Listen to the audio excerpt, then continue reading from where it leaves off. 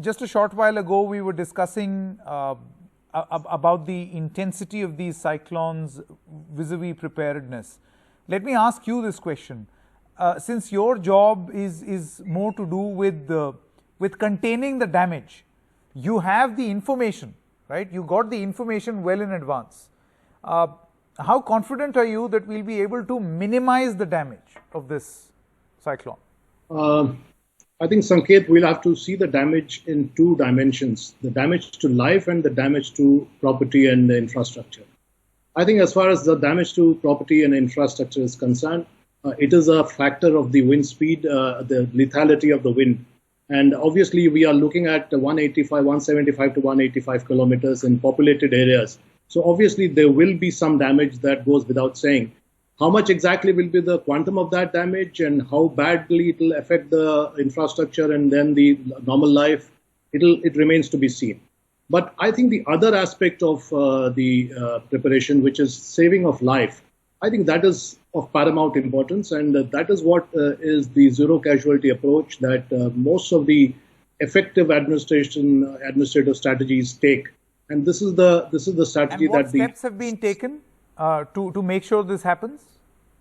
Okay, to start with, because of the IMD's prediction timelines, which give us a lot of head space, we have located ourselves well in time, at least a week in advance, and we have started the awareness drive for evacuation, essentially for evacuation, because evacuation is easier said than done. I say this with a sense of responsibility because it's not easy to ask people to abandon their houses, leave it to the mercy of nature and go to a safe house for 2 days, 3 days, and they are wondering as to what will happen to their house and property. So it is a tough call. It is not easy, but I think we are getting there, getting the act together, and we have been able to evacuate more than 2 lakh people who could have been in the harm's way.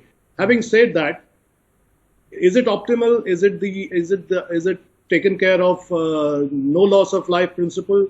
Well, that cannot be said with absolute certainty. There can be stray incidents. There can be something which will take a life here and there.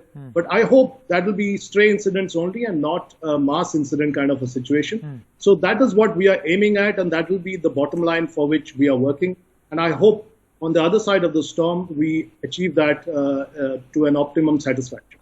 Now, Mr. Pradhan, as far as disaster management and relief is concerned, how would you categorize your challenges as far as the East Coast and the West Coast is concerned? The reason why I keep coming back to this point is because Odisha saw a super cyclone in 1999.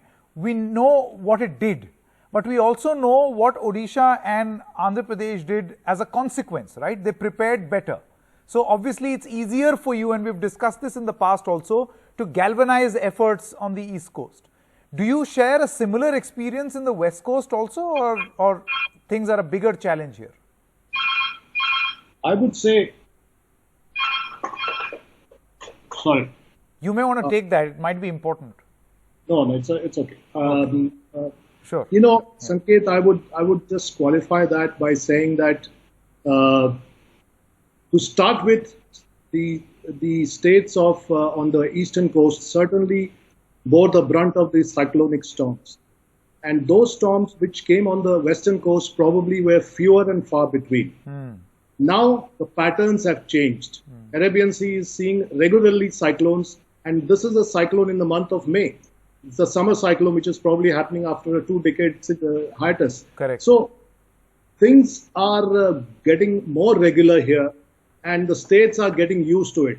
Whether it's a good thing, well, you can see it both ways. But from a disaster response perspective, from an NDRF perspective, it is a good thing, because let us not forget that the disaster response is essentially a state subject.